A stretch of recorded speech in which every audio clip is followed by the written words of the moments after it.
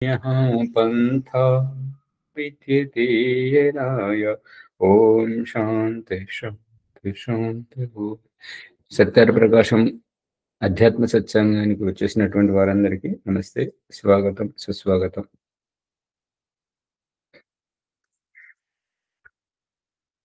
పుష్మ గారు అడుగుతున్నది ఏంటంటే,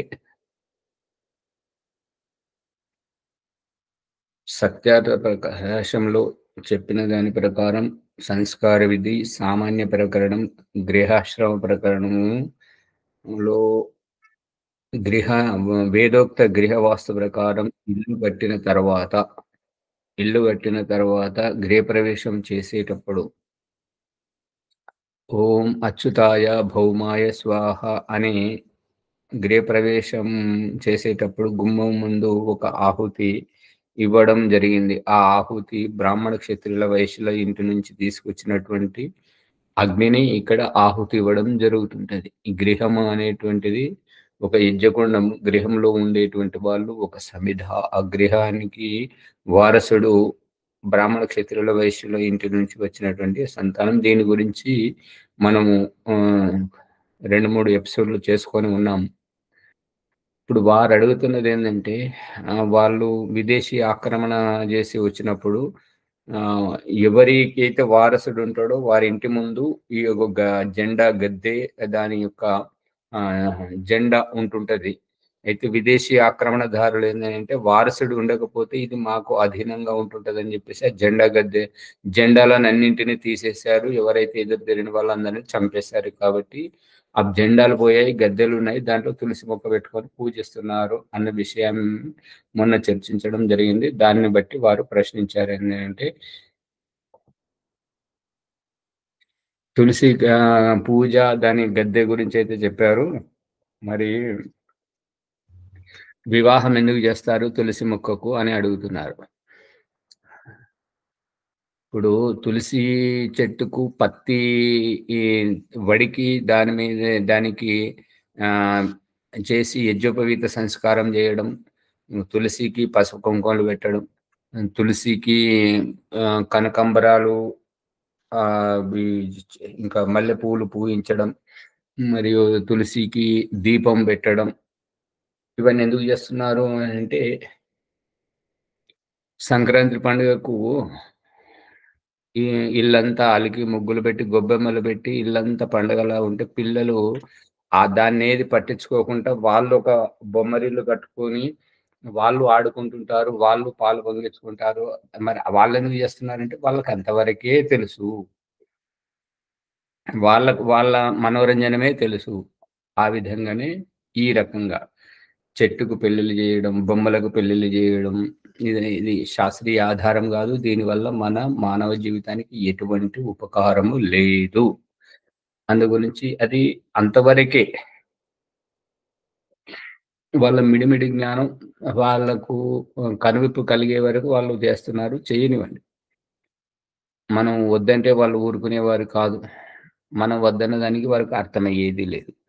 ఎందుకంటే తన వరకు వస్తే గాని ఏదైనా తత్వం బోధపడే వరకు ఇలాంటి అజ్ఞానంలోనే ఉంటుంటారు. కాబట్టి వారి విజ్ఞతకే వదిలేయాలి. దానికి శాస్త్రీయ ఆధారం ఏమీ లేదు.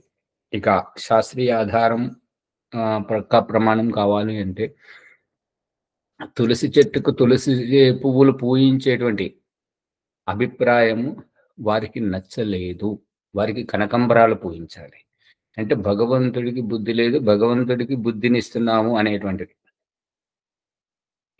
తులసి చెట్టుకు దీపం పెట్టడం వీరికి ఇష్టం. అదే చెట్టు కింద దీపం పెడితే అది వేడికి చచ్చిపోతుంది అని ఉద్దేశంతోటి దీపం చెట్టుకు అవసరం లేదు, మీ జీవితాల్లో పెట్టుకోండి అని దేవుడు అంటున్నాడు. కానీ వాళ్ళు చెట్టుకు పెడతానంటున్నారు. అంటే దేవుడికి గుణపాఠం నేర్పిస్తున్నారు. వత్తిని తోటి బట్టలు దారం పడుకొని వస్త్రాలు నేసుకొని మీరు ధరించండి అని భగవంతుడు అన్నాడు. లేదు మేము తులసి చెట్టుకే అది యజ్ఞోపవీత సంస్కారం చేస్తాము అని చెప్పేసి దాన్ని పత్తిని వడికి ఇట్లా చేసి దానికి పసుపు కుంకుమాలు పెట్టడం. పసుపు కుంకాలు మీరు వాడుకోండి అని దేవుడు అంటున్నాడు. లేదు మేము తులసి మొక్కకు పెడతామని వాళ్ళు అంటున్నారు. అంటే ఇదంతా ఇక ఎక్కువ విస్తారంగా వెళితే బాగుండదు. అందుకని అది వారి విద్యతకే వదిలేయండి.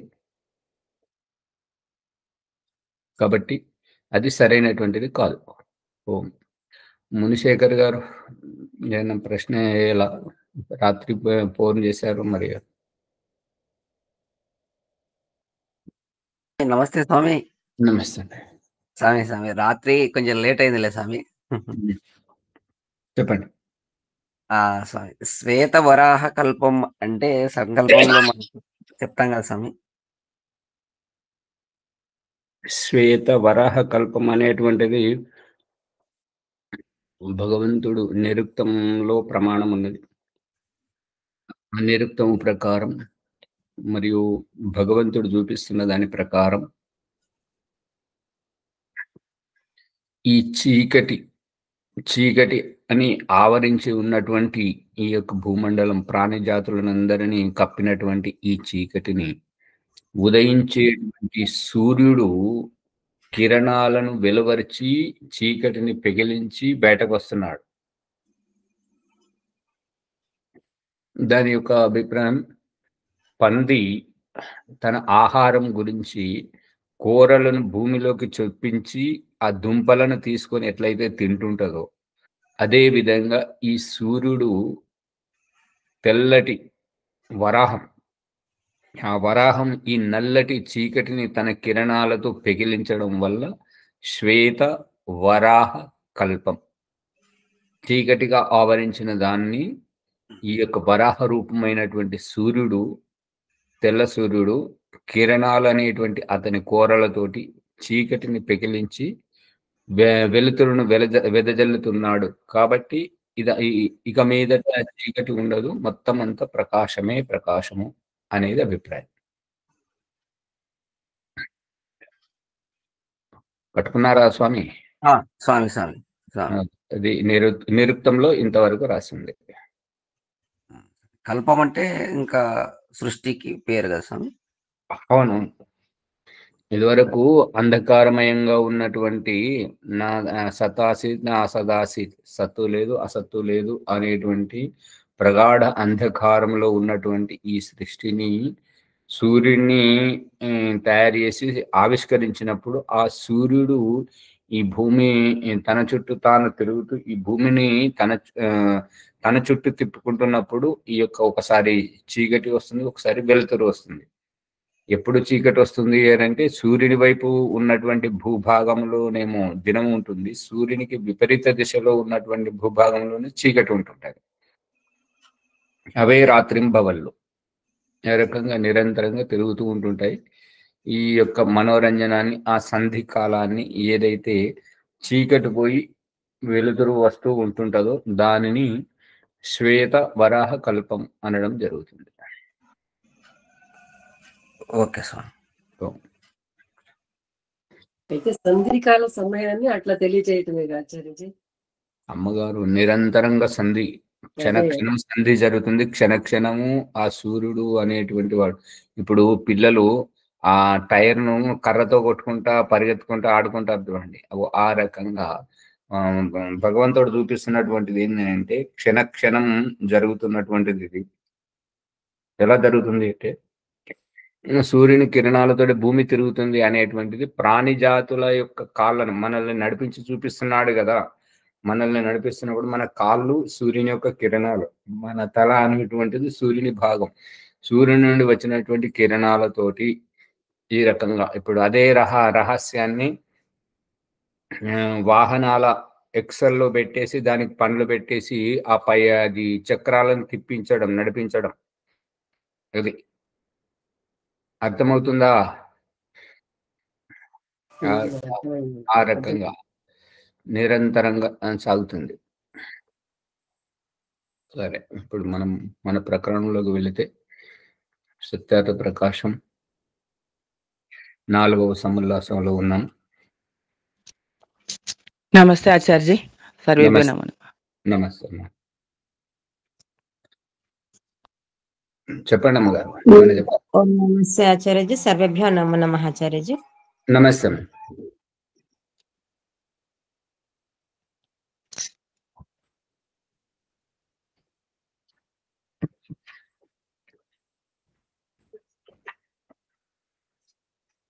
అమ్మగారు జ్వరం వచ్చిందంటే జ్వరము తాగితే వేడి నీళ్ళు ఒక 3 గ్లాసుల వేడి నీళ్ళు తాగితే పోతుంది.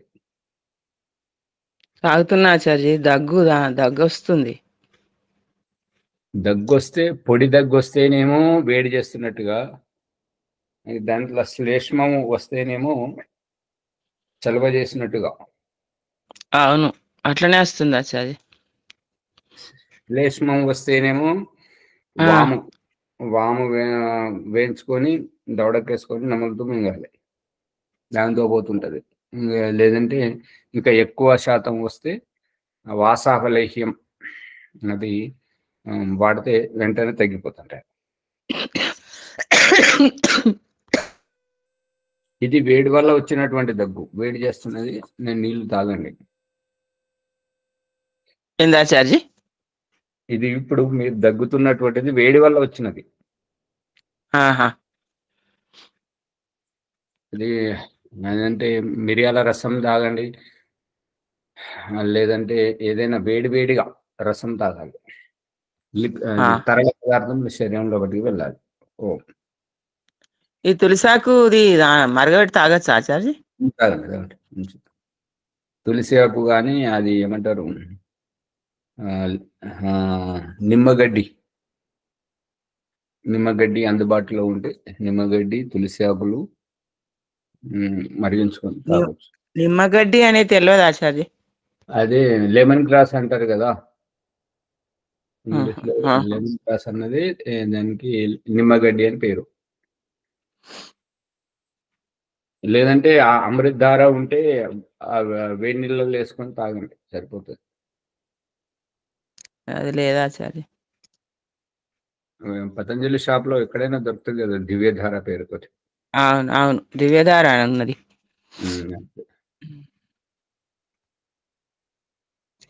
ఇప్పుడు మన ప్రసంగంలో వెళ్తే సత్యార ప్రకాశం వర్ణ వ్యవస్థ ప్రకరణంలో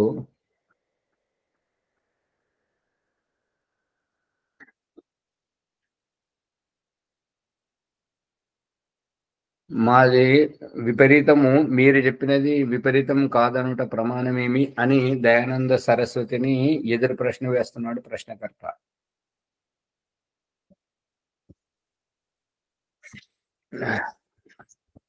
ఈ 72వ పుటలో కింద పారాగ్రాఫ్లు చూడండి. సమాధానం ఇదే ప్రమాణం, దీనికే ప్రమాణం అని ఇప్పుడు మనం చెప్పుకుంటున్నదే ప్రమాణం అని చెప్పేసి సమాధాన పరుస్తున్నాడు. మీరు 5-6 తరముల నుండి వచ్చుదానిని సనాతన పరంపర అనుతున్నారు. మేము సృష్టి ఆరంభం నుండి నేటి వరకు వస్తున్నటువంటి వేద పరంపరను అంగీకరించుతున్నాము.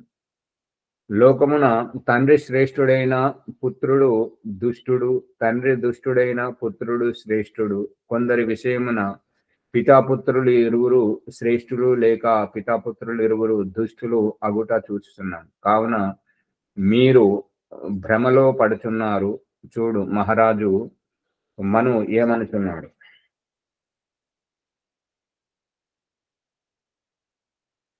ప్రసంగం ఏంటంటే, ప్రశ్నకర్త అభిప్రాయము, బ్రాహ్మణుని కడుపున బ్రాహ్మణుడే పుడతాడు, క్షత్రుని కడుపున క్షత్రుడే పుడతాడు, వైశ్యుని కడుపున వైశ్యుడే పుడతాడు, మరి శూద్రుని కడుపున శూద్రుడే పుడతాడు అనేటువంటి అభిప్రాయం. దయానంద సరస్వతి ఈ సత్యార ప్రకాశం ద్వారా మనకు చెప్తున్నటువంటిది ఏంటంటే, పండిత పుత్ర పరమశుంఠ అనేటువంటిది, పండితుడు అతడు మంచిదే కావచ్చు, ఇప్పుడు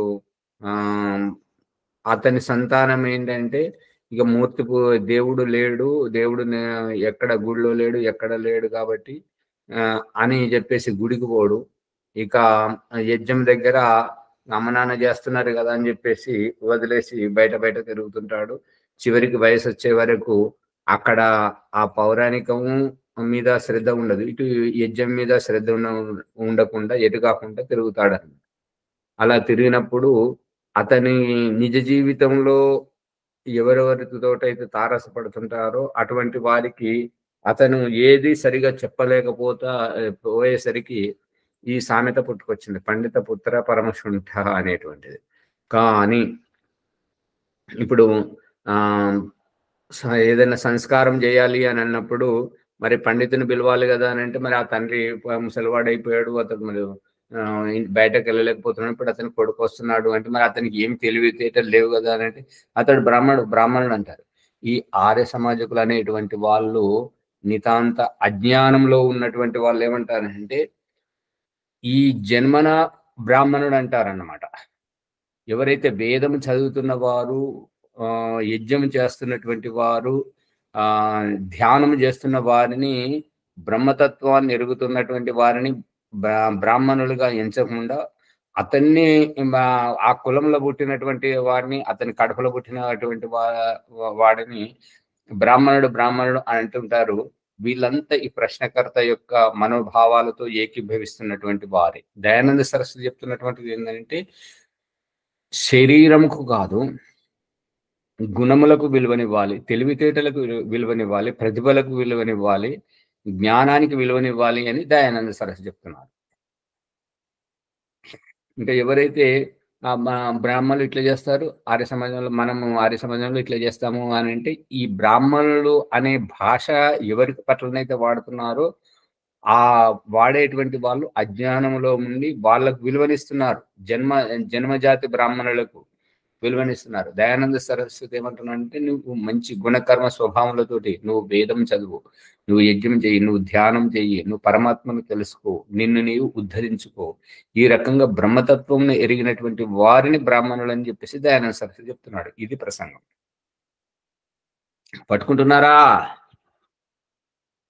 సమాజం ఏమంటున్నది అనే దానికి ఆ ప్రశ్నకర్త చెప్తున్నది ఏంటంటే సమాజంలో మీరు చెప్పేది నేను అంగీకరిస్తానండి, కానీ సమాజంలో ఈ రకంగా ఉన్నది కదా అని అంటే ఆ సమాజంలో ఏదైతే అజ్ఞానంగా ఉన్నదో అదే ఎక్కువ పాటిస్తుంటారు. ఆ అజ్ఞానాన్ని తొలగించడానికే ఈ రకంగా వేదమంత్ర ప్రమాణాలతోటి ఈ సత్యార ప్రకాశం ద్వారా దయానంద సరస్వతి కనువిప్పు కల్పిస్తున్నాడు.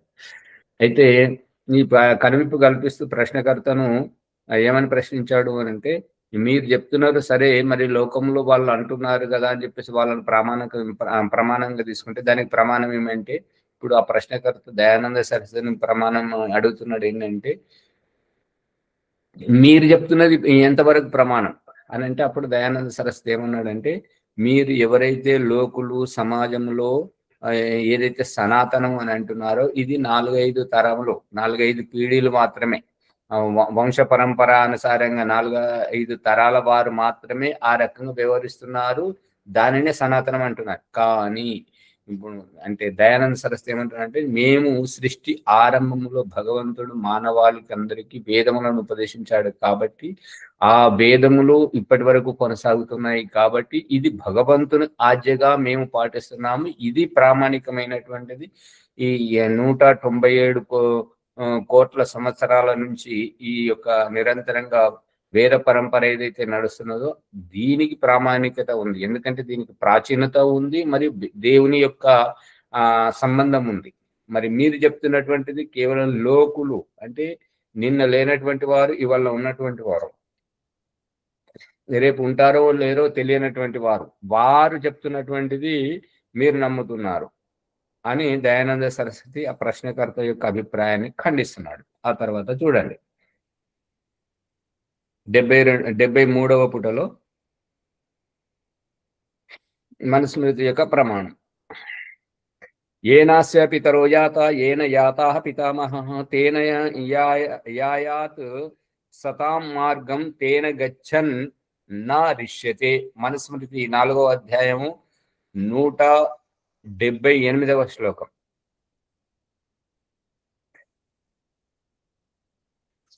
ఏ మార్గమున తల్లిదండ్రులు తాత ముత్తాతలు నడిచిరో ఆ మార్గమున సంతానము నడవవలయును. అంటే ఏ మార్గమున తల్లిదండ్రులు తాత ముత్తాతలు అంటే ఏ మార్గం అంటే ఏ పరంపర అనుసారంగా, ఏ ఆనవాయితీ అనుసారంగా, ఏ గురువును అనుసరించి, ఏ ధర్మ గ్రంథాన్ని పాటించి వాళ్ళు నడిచారో ఆ మార్గములోనే ఈ సంతానము నడవవలయును అని అభిప్రాయం. కానీ సతాం సత్పురుషులైన తాత ముత్తాతలు నడిచిన మార్గమును నడవవలయును అంటే మంచి సన్మార్గంలోనే నడవవలయును, దుష్టుల మార్గంలో నడవకూడదు అనేది అభిప్రాయం. అంటే దీని అభిప్రాయం ఏంటంటే అందరు సత్పురుషులేనైనా ఒకతను చెడు సాంగత్యంతో చిన్న చిన్నగా అబద్ధాలు ఆడడం, దొంగతనం చేయడం అలవాటు చేసుకొని ఉన్నాడు. అతని తెలివితేటలతోటి అనుమానం అయితే అంతని మీదనే ఉంది, కానీ ఇంతవరకు పట్టబడలేదు. ఇక అతనికి పెళ్ళయింది, పిల్లలు కలిగారు. ఆ పిల్లలు ఎవరిని పాటించాలి? నాన్న చేసే దొంగతనాన్ని అనుసరించాలా, తాత ముత్తాతలు చేసిన సదాచారాన్ని పాటించాలా? దానికి దయానంద సరస్వతి చెప్తున్నటువంటిది ఏంటంటే తాత ముత్తాతలు పాటించినటువంటి సన్మార్గములని నడవాలి, తండ్రి చేసేటువంటి దుష్ట మార్గాన్ని, చెడు మార్గాన్ని అనుసరించకూడదు అని సందేశం. తండ్రి తాత దుష్టులైన ఎడల వారి మార్గమున ఎన్నడూ నడవరాదు ఏలైనా, ఎందుకంటే ఉత్తములు ధర్మాత్ములు అయిన వారి మార్గమున నడిచినచో దుఃఖం ఎన్నడూను కలగదు.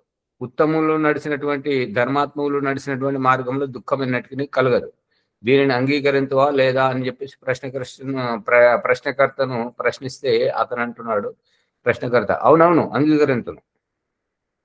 ఇక సమాధానం చెప్తున్నాడు, ఇప్పుడు ఇంత అంగీకరించిన తర్వాత ఇక నీకు విషయాన్ని నువ్వు పట్టుకుంటావు కాబట్టి చూడమని చెప్పేసి దయానంద సరస్వతి చెప్తున్నాడు సమాధానంగా. ఇంతేకాదు, పరమేశ్వరుడు వేదముల మూలమున ప్రకటించిన మార్గమే సనాతనం. ఏంటంటే ఒక వ్యాపారవేత్త తన పరికరాన్ని తయారు చేసి సమాజంలోకి వదులుతున్నప్పుడు దాన్ని ఎట్లా వాడాలో మార్గనిర్దేశనం చేస్తుంటాడు కదా. ఆ గైడ్ ఏదైతే ఉంటుందో, ఇప్పుడు సెల్ ఫోన్ అందుబాటులో ఉంటుంది కాబట్టి సెల్ ఫోన్ ఎట్లా నడిపించాలనేటువంటిది ఆ కంపెనీ వాళ్ళు ఒక గైడ్ ఎట్లయితే ఇస్తుంటారో ఆ దాన్ని పాటించినటువంటి వారు ఆ వస్తువును చాలా జాగ్రత్తగా వాడుకుంటారు. ఆ విధంగానే భగవంతుడు మనుషుల సృష్టి చేసి మనుషులు ఎట్లా నడుచుకోవాలనేటువంటిది వేదమును ప్రకటించాడు కాబట్టి ఆ వేదమే సనాతన మార్గము. దానికి విరుద్ధమైనది సనాతనము ఎన్నడును కాదు. ఇప్పుడు పౌరాణికులు ఏమంటారంటే సనాతన ధర్మం అంటే పౌరాణికం అనుకుంటారు. ఇక ఆ భావజాలంతో ఉన్నటువంటి ఆర్య సమాజకులు కూడా యజ్ఞం తర్వాత నినాదం ఏం చెప్తున్నారంటే సత్య సనాతన వైదిక ధర్మకి అని అంటుంటారు అనమాట. సత్య సనాతన వైదిక ధర్మకి, సనాతనం అని వాళ్ళు అంటుంటారు, సత్యము సనాతనము వైదిక ధర్మం అని వీళ్ళు అంటుంటారు అన్నమాట. ఇది సనాతనం అంటే నిరంతరంగా కొనసాగుతున్నటువంటి, వేదం ముందా పౌరాణికం ముందా అనేది ఆలోచిస్తే వేదమే ముందు కాబట్టి ఈ యొక్క పౌరాణికలు ఏదైతే సనాతనం అని అంటున్నారో, సనాతన పరంపర ఏదైతే అంటున్నారో అది సరైనది కాదు అని దీని ద్వారా అర్థమవుతుంది.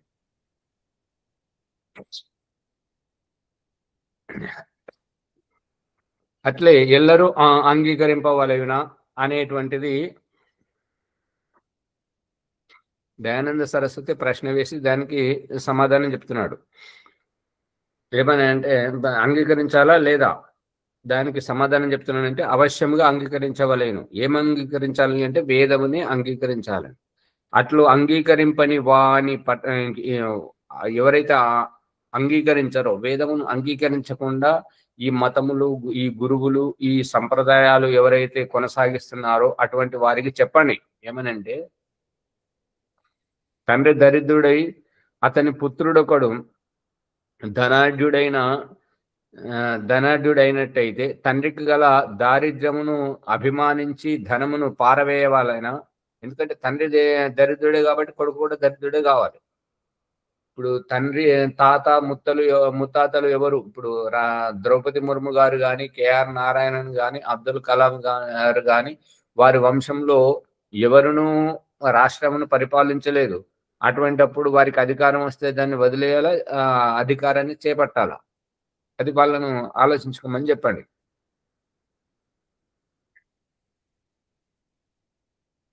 ఒకని తండ్రి అంధుడైన అతడి పుత్రుడు కన్నులు, ఇప్పుడు గుడ్డివాడికి సంతానమైతే వాళ్ళ కళ్ళు ఉంటే మరి కొడుకు కళ్ళు పొడుచుకోవాలా? ఆచరణాత్మకంగా ఈ యొక్క ద్రౌపది కాదు, గాంధారి ధృతరాష్ట్రుని వివాహం ఆడేటప్పుడు నా భర్త చూడలేని లోకం నాకెందుకు అని చెప్పేసి కళ్ళకు గంతలు కట్టుకున్నట్టుగా తండ్రికి కళ్ళు లేకపోతే కొడుకు కళ్ళు పొడుచుకోవాలా? ఒకని తండ్రి కుకర్మి అయిన అతని పుత్రుడు కూడా కుకర్మి కావలసినదేనా? అట్లా ఎన్నడూ కాకూడదు. మనుషులు చేయు కర్మలలో ఉత్తమ కర్మలను మాత్రమే ఆచరించవలెను, దుష్ట కర్మలను త్యజించవలెను. ఇట్లు చేయుట ఎల్లరకు తప్పనిసరి. జన్మగత వర్ణ వ్యవస్థలో దోషములు. ఇప్పుడు ఏమంటారంటే యజ్ఞం చేసేటప్పుడు ఎడమ వైపు కూర్చుండాలా కుడివైపు కూర్చుండాలా అంటే ఎడమ వైపే కూర్చుండాలి. ఈ ఆర్య సమాజికులు ఉల్టా చేస్తుంటారు, కుడివైపు కూర్చుండ పెడుతుంటారు. బ్రాహ్మణులు అయితే ఇట్లా చేయించారంటారు. ఇప్పుడు ఎడమ వైపు కూర్చుండాలా, స్త్రీ కుడివైపు కూర్చుండాలా? భగవంతుడు చూపిస్తున్నటువంటి వ్యవహారాన్ని ప్రత్యక్షంగా మనం చూసినట్టయితే గర్భం నుంచి వచ్చినటువంటి శిశువు మొదట ఎవరి ముఖం చూస్తాడు? తల్లి ముఖం చూస్తాడా, తండ్రి ముఖం చూస్తాడా? తల్లి ముఖం చూస్తాడు. అందుకే వ్యవహారం అంతా తల్లి తండ్రి అంటారే గాని తండ్రి తల్లి అనరు. బయట నుంచి వచ్చినటువంటి వివాహం చేసుకొని వచ్చినటువంటి ఆ అమ్మాయిని ఇంట్లోకి వస్తానంటే ఇతనే ముందుగా ఇంట్లోకి రావడానికి కాలెత్తుతుంటే గుమ్మం అడుగుతుంది, నీ ఇంటి సంస్కృతి ఏంటి, మర్యాద ఏంటి? ఈ ఇంటిలో ఒకరికే స్థానం, రెండవ వారికి లేదు. నువ్వు అతిథిని తీసుకొచ్చావు, అతిథిని బయట ఉంచి నువ్వు ఇంట్లో ఉంటావా, లేదంటే అతిథిని లోపలికి రప్పించి నువ్వు బయట ఉంటావా అని అంటే అతను అంటాడు, అతిథికి మర్యాద ఇవ్వాలి కాబట్టి మా ఇంటి సంస్కృతి మా అమ్మ నాన్న తాత ముత్తాతలు పాటించింది అదే కాబట్టి అతిథియే లోపల ఉంటాను, నేనే బయట ఉంటానని చెప్పేసి స్త్రీ గృహంలో ఉంటుంది కాబట్టి ఆమెకు గృహిణి అని పేరు. పురుషుడు బయట ఉంటాడు, సంపాదన చేసుకొచ్చి ఇంటిని పోషిస్తుంటాడు కాబట్టి పురుషుడు బయటవాడు, స్త్రీ ఇంటిది. అందుకే భార్య భర్తలు, భార్య ముందుంటది, భర్త భార్యలు అని అన్నారు ఇంటిని అనేటప్పుడు. మరియు అమ్మా నాన్న అమ్మ ముందుంటది, స్త్రీ ముందుంటది, నాన్న అమ్మలు అనరు. ఇంకా మహాపురుషుల్లో చూసుకున్నట్టయితే సీతారాముడు, పార్వతీ పరమేశ్వరుడు, రుక్మిణి శ్రీకృష్ణుడు రుక్మిణి అని ఎవరు అన్నారు? రాధాకృష్ణుడు. అది తప్పుడు వ్యవహారమే అయినా రాధాకృష్ణుడు అనే దాంట్లో కూడా రాధ ముందు ఉంటది. అందుగురించి స్త్రీకి ప్రాముఖ్యత ఉంటుంటది. అందుగురించి ఈ యొక్క వైదిక ధర్మంలో స్త్రీకి ప్రాథమికత ఇవ్వడం జరుగుతుంటది. కాబట్టి స్త్రీకి మునిశేఖర్ గారు చెప్పాల్సింది ఏంటంటే, స్త్రీకి పురుషుడు కుడి భుజాన ఉంటాడు కాబట్టి పురోహితుడు దక్షిణ భాగంలో ఉన్నప్పుడు పురోహితునికి అంటే ఇంటిని సంస్కరించేటువంటిది పురోహితుడు, ఇల్లును చక్కదిద్దేటువంటిది స్త్రీ. కాబట్టి ఏ విషయమైనా ఈ యొక్క దగ్గరుండి చెప్పడం, శంక సమాధానాలు తీర్చుకోవడం. ఈ యొక్క పురుషుడు బయట ఉంటాడు కాబట్టి, బయట నుంచి వ్యవహారం చేస్తుంటాడు కాబట్టి స్త్రీకి కుడి భుజాన కూర్చుండబెట్టమని చెప్పేసి వైదిక సంస్కృతి. దయానంద సరస్వతి వివాహ సంస్కారంలో పురుషునికి కుడి భుజమున స్త్రీని పెట్టవలేను అని చెప్పేసి వివాహ సంస్కారంలో ఉత్తరవేదులను రాశాడు, వివాహ సంస్కారంలోనూ రాశాడు. ఇంకా సంస్కారాలలో చాలా వరకు ఇక ఎడమ వైపున ఎక్కడ ఉంటుంటది అంటే కేవలం ఈ యొక్క జాతకర్మ సంస్కారం మరియు నామకరణ సంస్కారము. ఈ అక్కడ భార్యాభర్తలది కుటుంబాన్ని అక్కడ కేవలం సంతానం గురించి జరుగుతుంది కాబట్టి భార్యాభర్తలకు ప్రాముఖ్యత ఉండదు. అక్కడ సంతానం గురించి ఉంటుండేది కాబట్టి అక్కడ వారు ఆ నియమం పాటించారు. మిగతా అన్నిట్లలో కుడివైపునే ఉంటుంది. ఇది రహస్యం. ఇంకా మున్ముందు ప్రకరణలు చాలా వస్తుంటది, అవి తెలుసుకుందాం. ఇక జన్మగత వర్ణ వ్యవస్థల దోషాల గురించి చెప్తున్నాడు. ఎవడేని రజవీర్యముల యోగము వలన వర్ణ వ్యవస్థ అంగీకరించి గుణకర్మల యోగమును అంగీకరింపనిచో వానినిట్లు ప్రశ్నింపవలెను. అంటే ఇదందరూ ఎవరైతే బ్రాహ్మలు అని అంటుంటారో వాళ్ళందరినీ, ఈ ఆర్య సమాజకులైనా సరే, ఈ భాషను మార్చుకోవాలి అని చెప్పేసి ఎవరైతే వారికి ప్రాముఖ్యత ఇచ్చి వాళ్ళని బ్రాహ్మణులు అని అంటుంటారో అటువంటి వారిని ప్రశ్నించవలయను అని చెప్తున్నాడు. ఎవడైనా ఒక వ్యక్తి తన ఉత్తమ వర్ణమును వదిలి నీచుడైన అంచెచుడు గాని క్రిస్టియన్ గాను మహమ్మదీయుడు గాను మారిపోయినప్పుడు వారిని బ్రాహ్మణుడిగా ఎలా అంగీకరింపవు?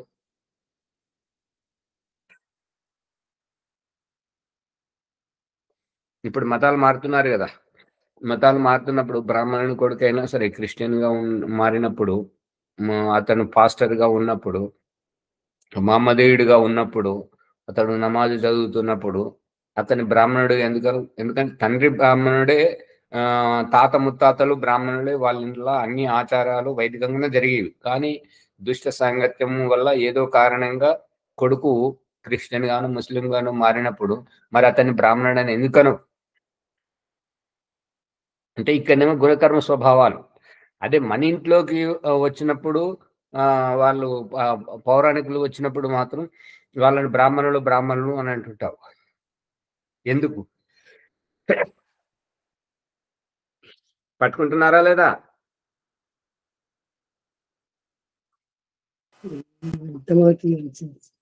చాలా లోతైనటువంటి ఏంటంటే ఇదంతా మన మీద పేరుకుపోయినటువంటి అది అజ్ఞానం అంతా ఒలిసి తీసేటువంటిది అన్నమాట.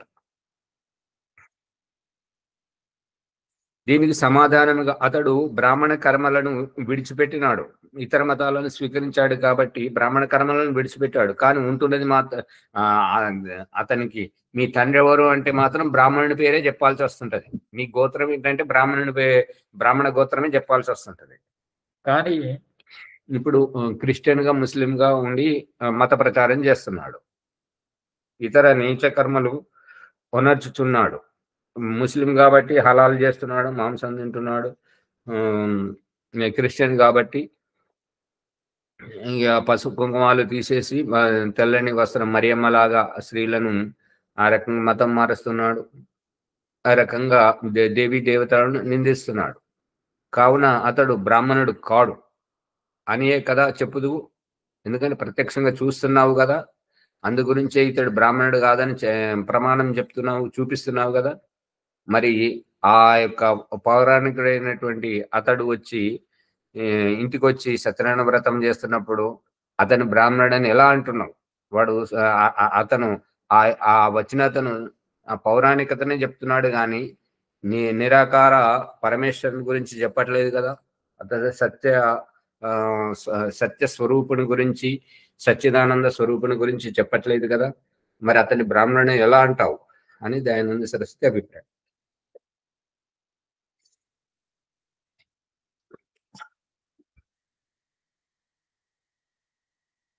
దీనిని బట్టి ఏమి సిద్ధమవుతున్నది?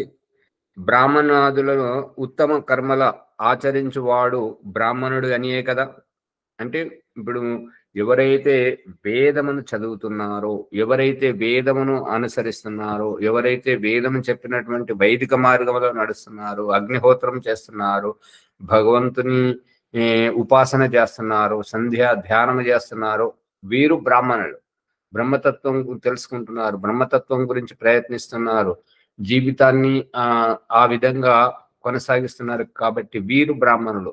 వాళ్ళు వేదమే చదవరు, వాళ్ళు వేద మంత్రాలే చెప్పరు, వారు భగవంతుని గురించే తెలుసుకోరు. ఎంతసేపు మనుషులు సృష్టించినటువంటి విగ్రహాల చుట్టూ వాటి పూజల చుట్టే ఉంటుంటారు కాబట్టి వాళ్ళు బ్రాహ్మణులు కారు అనేది అభిప్రాయం.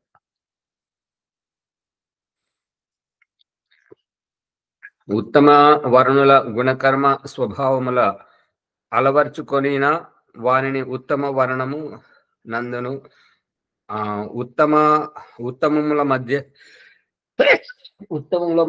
ఉత్తముల మధ్యలో పుట్టి నీచ కర్మలను ఉనర్చిన అతనిని నీచ వర్ణము నందును తప్పక లెక్కింపవలయును అనేది అభిప్రాయం. ఒక పాట పాడండి ఎవరైనా.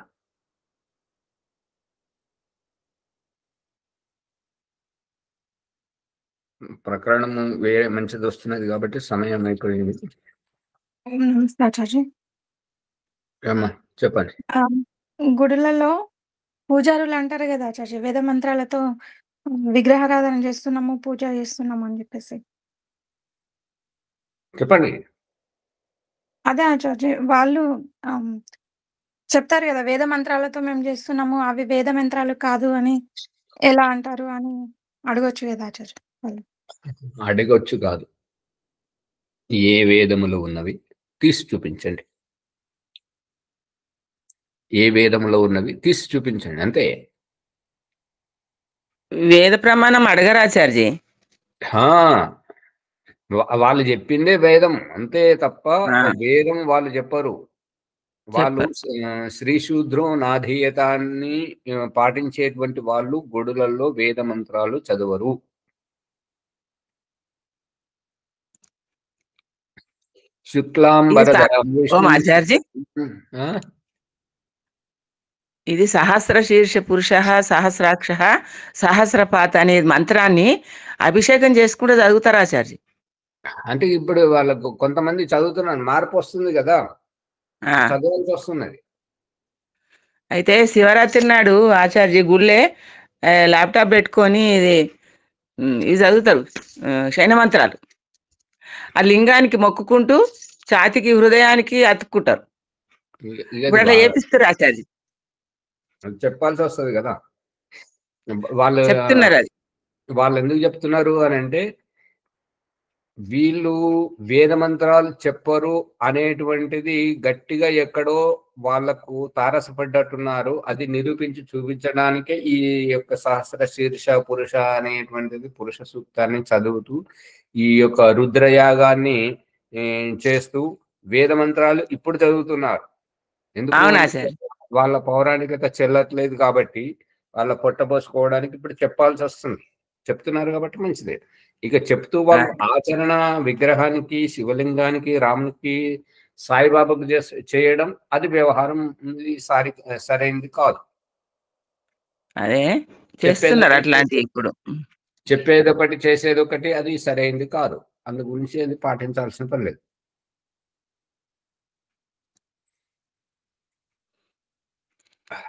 అంతేనా? ముందుకోండి. చెప్పండి ఆచార్య, శుక్లాంబరధరం శ్లోకం గురించి. ఇప్పుడు శుక్లంబరధరం విష్ణువు అని అన్నది దానికి, ఇది విష్ణు సహస్రనామ స్తోత్రములో అక్కడ వారు వ్యాఖ్యానించిందే కానీ ఈ రకంగా వేదములో ఏ వేదములో ఉన్నది ఈ శుక్లాంబరధరం విష్ణు శశివరణం అని చెప్పేసి ఏ వేదములో ఉంది, ఏ మంత్రంలో ఉంది చూపించమనండి. వాళ్ళు చూపించలేరు. చూపించారు ఆచార్య. మరి ఆ రకంగా ఉన్నప్పుడు అది సరైనటువంటిది కాదు. మరి కౌసల్య సుప్రజారామ సూర్య చంద్ర ప్రవర్తతే ఉత్తిష్ట నరశార్దూల కర్తవ్యం దైవమాహినికం అనేటువంటిది ఏ వేదంలో ఉన్నది? కాదు కదా. ఇప్పుడు పెడతలేరు ఆచార్య అది సూత్రం. అది ఎందుకు పెడతలేరు అని అంటే, ఒక అతను గట్టిగా ప్రతిఘటించింది ఏంటంటే, చాలా తక్కువైంది అది. మన సంస్కృతి ఏంటంటే, మనం దేవుని నిద్రలేపేటువంటి వారము. శుక్లాంబరధరం విష్ణు శశివర్ణం చతుర్భుజం, అది కాదు. అది కాదు ఆచార్య. కౌసల్య సుప్రజారామ సూర్య చంద్ర ప్రవర్తతే. ఇక రాత్రి పోయి దినం రాబోతున్నది, ఓ కౌసల్య పుత్రుడా లే, కర్తవ్యం దైవమాహికం, దైనందిన నిత్య కర్మలు చేయాలి, నువ్వు నిద్ర నుంచి లే అని చెప్పేసి దేవుణ్ణి మేలుకొలిపేటువంటి సంస్కృతి ఇది వేదంలో ఎక్కడుంది చెప్పండి? లేదు. అల్లినటువంటిది.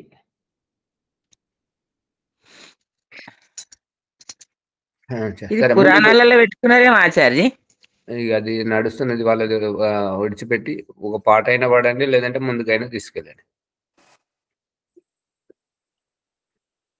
ధన్యవాదాలు ఆచార్య.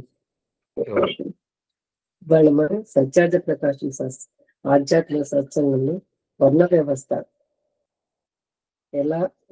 ఎలా ఉంది, ఎలా ఉండాలి అనేటటువంటిది వాళ్ళు మనకు రహస్యం చెప్పారు.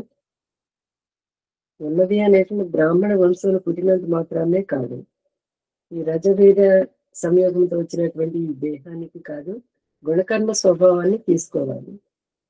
గుణకర్మ స్వభావం ఎవరైతే బ్రాహ్మణులు అంటే బ్రహ్మజ్ఞానాన్ని తాను తెలుసుకొని ఎదుటి వాళ్ళకి చెప్పగలిగిన వాడు మాత్రమే బ్రాహ్మణుడు. కాబట్టి అది గుణకర్మ స్వభావంతోనే బ్రాహ్మణుడిగా గుర్తించబడాలి అనేది ప్రశ్నకర్త యొక్క గురువు గారి మధ్యలో జరిగిన మనకు తెలియజేయటం కోసం సందేశం అన్నమాట. దాన్ని చక్కగా తెలుసుకొని మనం కూడా దాన్ని ఆచరిస్తూ మన పిల్లలకు కూడా దాన్ని ఆచరింప చేయాలనేటటువంటిది సంకేతం మనం తీసుకోవాలి. ఇవాళ మీరు ప్రభాకర్ గారు అనుకుంటా వారు ఎపిసోడ్ గురించి చెప్పండి అమ్మగారు, మర్చిపోతారు. ఈ ఎపిసోడ్ ని మరీ 1కి 2 సార్లు విందాము. విన్నప్పుడు మాత్రమే ఆ విషయాలు గుర్తుంటాయి. దాన్ని తెలుసుకుంటూ దాని మీద అభిలాషతో చేసినప్పుడు మాత్రమే గుర్తుంటుంది. కాబట్టి ఎపిసోడ్ మనం వినాలి, లైక్ చేయాలి. ఎందుకంటే మనం తెలుసుకున్నది ఎంత వాళ్ళు కూడా తెలుసుకోవాలి. షేర్ చేయాలి, సబ్స్క్రైబ్ చేయాలి. చేద్దాము. ఇవాళ సంఖ్య మరియు ప్రభాకర్ గారు లేరు, ఎవరైనా చేపిస్తారండి?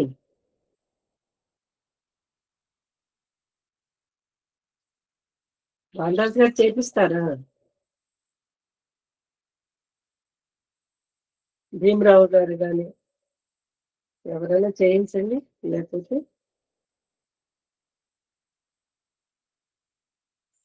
కన్సీమ గారు చేపిస్తారా? నేను చేపిస్తున్నాండి. చేయించండి. ఎవరైనా చేయించాలనుకున్నాడు ముందుకు రండి.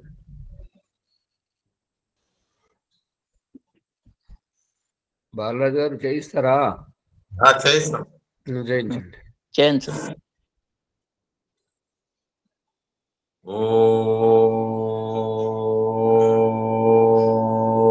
నేను సెలవు తీసుకుంటా స్వామి. సరే సరే, మంచిది. ఓం నమస్తే. నమస్తే.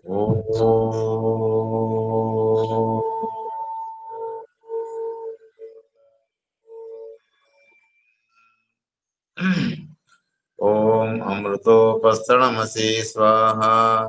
ఓం అమృత విధానమసి స్వాహ. ఓం సత్యం యశస్శ్రీర్మై శ్రీ శ్వేతాం స్వాహ. ఓం శన్నో దేవీరభిష్టయ ఆపో భవంతు పీతయే శ్రేయోరభిస్రవంతు నః. ఇంద్రియ స్పర్శనం. ఓం వాక్ వాక్. ఓం ప్రాణః ప్రాణః. ఓం చక్షు చక్షు. ఓం శ్రోత్రం శ్రోత్రం. ఓం నాభిః. ఓం హృదయం. ఓం కంఠః. ఓం శిరః. ఓం భౌభ్యాం నిశోబలం. ఓం కరతల కరవృస్తే. మర్జన మంత్రం. ఓం భూ పునాతు శిరసి. ఓం భూ పునాతు నేత్రయో. ఓం స్వః పునాతు కంఠే. ఓం మా పునాతు హృదయే. ఓం జన పునాతు నాభ్యాం. ఓం తప పునాతు పాదయో. ఓం సత్యం పునాతు పునఃశిరసి. ఓం కం బ్రహ్మ పునాతు సర్వత్ర. అత ప్రణయం. ఓం భూః. ఓం భువః. ఓం స్వః. ఓం మః. ఓం జనః. ఓం తపః. ఓం సత్యం. అత ఆకర్షణం.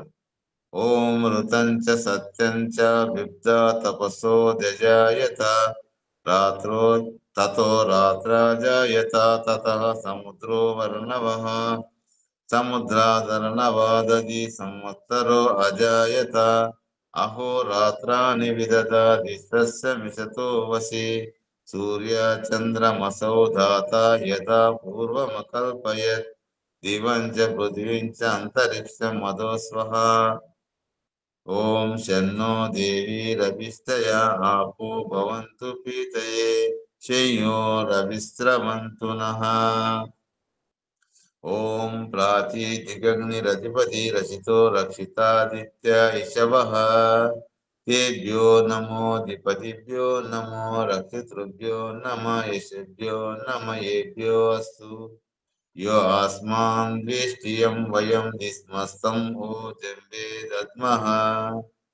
దక్షిణాదిగింద్రోధిపతి శిరక్షిరాది రక్షిత పితర ఇషవః. तेभ्यो नमो अधिपतिभ्यो नमो रक्षितृभ्यो नम यशेभ्यो नम येभ्यो अस्तु। यो अस्मान् वेष्टियं वयं निस्मस्तं ऊर्जं दद्मः। प्रतीचीदिग्वर्णोऽधिपतिः वृदाको रक्षिता न विषवः। तेभ्यो नमो अधिपतिभ्यो नमो रक्षितृभ्यो नम यशेभ्यो नम येभ्यो अस्तु। यो अस्मान् वेष्टियं वयं निस्मस्तं ऊर्जं दद्मः। उदीचीदिग् सोमोऽधिपतिः सजो रक्षिता शनिरिषवः। तेभ्यो नमो अधिपतिभ्यो नमो रक्षितृभ्यो नम यशेभ्यो नम येभ्यो अस्तु। यो अस्मान् वेष्टियं वयं निस्मस्तं ऊर्जं दद्मः। ध्रुवादिविष्णुरधिपतिः कल्माशग्रीवो रक्षिता विरुदैषवः। तेभ्यो नमो अधिपतिभ्यो नमो रक्षितृभ्यो नम यशेभ्यो नम येभ्यो अस्तु। यो अस्मान् वेष्टियं वयं निस्मस्तं ऊर्जं दद्मः। ऊर्ध्वादिबृहस्पतिरधिपतिः चित्रो रक्षिता वर्षमिषवः। तेभ्यो नमो अधिपतिभ्यो नमो रक्षितृभ्यो नम यशेभ्यो नम येभ्यो अस्तु। यो अस्मान् वेष्टियं वयं निस्मस्तं ऊर्जं दद्मः। उपस्थानम् जातवेदसे सुनवामसो ममरातीयतो नीदाति वेदः। सनः पर्षादरिदुर्गाणि विश्वा नावेव सिन्धुं धृतात्यग्निः। चित्रं देवानमुदगादनीकं चक्षुर्मित्रस्य वर्णश्चाग्निः। आप्राद्या वा पृथ्वी अन्तरिक्षं सूर्य आत्मा जगतस्तु च। उदित्यं जातवेदसं देवम् अवन्ति केतवः।